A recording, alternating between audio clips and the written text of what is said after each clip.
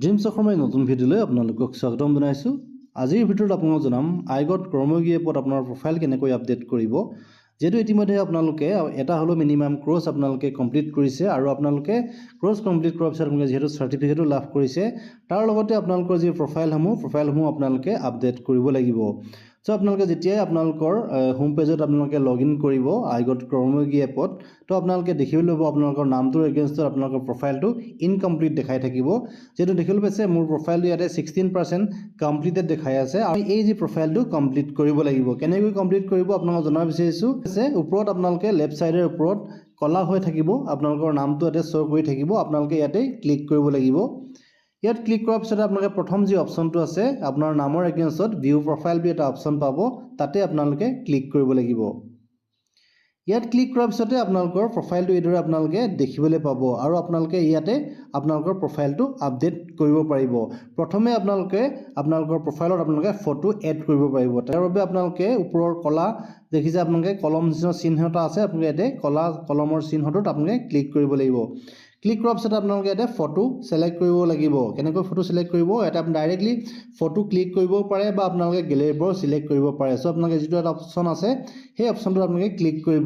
মই gallery select কৰিছোঁ আৰু আপোনালোকে গেলেৰীৰ পৰা যিকোনো এখন ফটো আপোনালোকে ইয়াতে সিলেক্ট কৰি আপডেট কৰিব পাৰিব। দেখিবলৈ পাইছে ইয়াতে প্ৰাইমেৰী ডিটেইল বুলি কলমৰ চিহ্নটো আছে, ইয়াতে আপোনালোকে পুনৰ ক্লিক কৰিব লাগিব।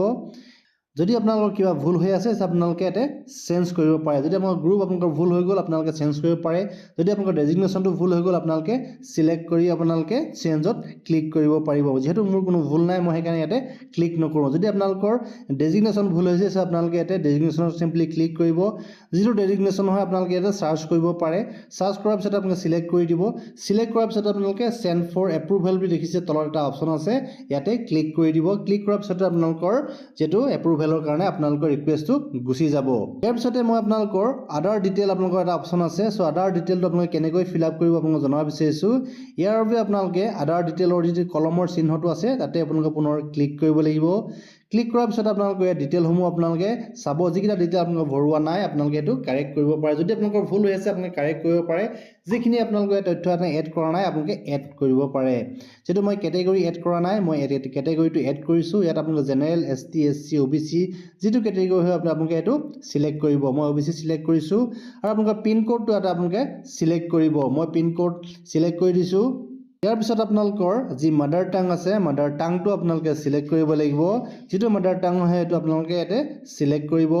মই আছামিজ সিলেক্ট কৰি দিছোঁ। যদি আপোনালোকে ইয়াতে সিলেক্ট কৰাত অসুবিধা হয় আপোনালোকে ওপৰত চাৰ্চ কৰিব পাৰে। মই চাৰ্চ নকৰোঁ, যেতিয়া প্ৰথমতে আছামিজটো আহিছে মই আছামিজত সিলেক্ট কৰিছোঁ। ইয়াৰ পিছতে যিকেইটা অপশ্যন আছে সেইকেইটা আপোনালোকে ফিল আপ কৰিব নালাগে। Are you from any organize service of the government, so' আপোনালোকে ইয়াতে সিলেক্টত ক্লিক কৰিব। যদি আপোনালোকে য়েছ হয় য়েছত ক্লিক কৰিব, যদি ন' হয় ন'ত ক্লিক কৰিব। মই য়েছত ক্লিক কৰিছোঁ। দেখিছে আপোনালোকে টাইপ অফ চিভিল ছাৰ্ভিচ, যদিহে আপোনালোকৰ কোনো চিভিল ছাৰ্ভিচ হয় A ক্লাছৰ যদি আপোনালোকৰ এমপ্লয় হয় আপোনালোকে ইয়াতে সিলেক্ট কৰিব পাৰে। যিহেতু আমি A ক্লাছৰ এমপ্লয় নহয় চ' মই ইয়াতে সিলেক্ট নকৰোঁ। ইয়াৰ পিছত মই ছেভ এণ্ড নেক্সট ক্লিক কৰি দিছোঁ। ইয়াৰ পিছত দেখিছে ছাৰ্ভিচ হিষ্ট্ৰী, আপোনালোকে ছাৰ্ভিচ হিষ্ট্ৰী যদি আপোনালোকে এডিট কৰিব বিচাৰিছে আপোনালোকে এই প্লাছ চিনটোত ক্লিক কৰিব লাগিব। মই প্লাছ চিনটোত ক্লিক কৰিছোঁ। ইয়াত আপোনালোকে অৰ্গেনাইজেশ্যনৰ নামটো আপোনালোকে প্ৰথমে সিলেক্ট কৰিব লাগিব। চ' আপোনালোকে চিম্পলি ইয়াতে ক্লিক কৰিব। যিটো আপোনালোকৰ অৰ্গেনাইজেশ্যন হয় যিটো ডিপাৰ্টমেণ্ট হয় সেইটো আপোনালোকে ইয়াতে চাৰ্চ কৰিব লাগিব। মই ইয়াতে চাৰ্চ কৰিছোঁ ডাইৰেক্টৰেট অফ এলিমেণ্টেৰী এডুকেশ্যন। দেখিছে আপোনালোকে যিটো হয় আপোনালোকে সেইটো ইয়াতে পাই যাব আৰু আপোনালোকে এইটো সিলেক্ট কৰিব। যিটো আপোনালোকৰ ডিপাৰ্টমেণ্ট হয় সেইটো আপোনালোকে চাৰ্চ কৰিব। চাৰ্চ কৰাৰ পিছত আপোনালোকে ইয়াতে সিলেক্ট কৰি দিব। সিলেক্ট কৰাৰ পিছত আপোনালোকে ডেজিগনেশ্যনটো আপোনালোকে সিলেক্ট কৰিব লাগিব। যিটো ডেজিগনেশ্যন হয় আপোনালোকে চাৰ্চ কৰিব লাগিব। মই ইয়াত চাৰ্চ কৰিছোঁ এছিষ্টেণ্ট টিচাৰ। চ' আপোনালোকে এছিষ্টেণ্ট টিচাৰ ইয়াত দেখিছে অপশ্যনটো আছে। চ' আপোনালোকে যিটো হয় আপোনালোকে এইটো সিলেক্ট কৰি ল'ব। সিলেক্ট কৰাৰ পিছত আপোনালোকে ষ্টেট সিলেক্ট কৰিব লাগিব। ষ্টেট আছাম মই সিলেক্ট কৰিছোঁ। ইয়াৰ পিছত ডিষ্ট্ৰিক্ট সিলেক্ট কৰিব লাগিব। মই ডিষ্ট্ৰিক্ট সিলেক্ট কৰিছোঁ। ইয়াৰ পিছত আপোনালোকে ষ্টাৰ্ট ডেট আপোনালোকে যিটো আপোনালোকে ছাৰ্ভিচ ডেট যিটো আপোনালোকে জইন কৰিছিলে সেই ডেটটো আপোনালোকে ইয়াতে ফিল আপ কৰিব লাগিব। ফিল আপ কৰাৰ পিছত আপোনালোকে এণ্ড ডেট যিটো আপোনালোকৰ যদি আপোনালোকে ছাৰ্ভিচৰ ৰিটায়াৰমেণ্ট হৈ আছে আপোনালোকে এণ্ড ডেট সিলেক্ট কৰিব লাগিব। যদিহে আপোনালোকে কাৰেণ্টলি আপোনালোকে ৱৰ্কিং হৈ আছে চ' আপোনালোকে কাৰেণ্টলি ৱৰ্কিং বুলি এটা মাৰ্ক চিন আছে ইয়াতে আপোনালোকে টিক কৰি দিব লাগিব। টিক কৰাৰ পিছত আপোনালোকে এডত ক্লিক কৰি দিব এডত ক্লিক কৰাৰ লগে লগে আপোনালোকৰ সাৰ্ভিস হিষ্ট্ৰীটো এড হৈ যাব ইয়াৰ পিছত আপোনালোকে এডুকেশ্যন কোৱালিফিকেশ্যন এড কৰিব পাৰে মই পুনৰ আপোনালোকে এই প্লাস চিনটোত ক্লিক কৰিব প্লাস চিনত ক্লিক কৰাৰ পিছত আপোনালোকে ডিগ্ৰী টাইপ কৰিব লাগিব যেটো আপোনালোকৰ ডিগ্ৰী হয় সেই ডিগ্ৰীটো আপোনালোকে সিলেক্ট কৰিব লাগিব দেখিছে আপোনালোকৰ বিভিন্ন ডিগ্ৰী আছে সেই ডিগ্ৰীসমূহৰ ভিতৰত আপোনালোকে সিলেক্ট কৰিব লাগিব সিলেক্ট কৰাৰ পিছত আপোনালোকে ফিল টু ষ্টাডি যদি আপোনালোকৰ এক্সট্ৰা কিবা কাৰিকুলাৰ এক্টিভিটি আছে আইটি আছে সিভিল আছে সো আপোনালোকে ফিল আপ কৰিব লাগিব যদি আপোনালোকৰ একো নাই আপোনালোকে ইয়াতে আপোনালোকে নো টাইপ কৰি দিব ইয়াৰ পিছত আপোনালোকে ইনষ্টিটিউচনৰ নেম আপোনালোকে সিলেক্ট কৰিব লাগিব আপোনালোকে পুনৰ ইয়াত সিলেক্ট কৰিব সিলেক্ট কৰাৰ পিছত সাৰ্চ কৰিব লাগিব মই সাৰ্চ কৰিছো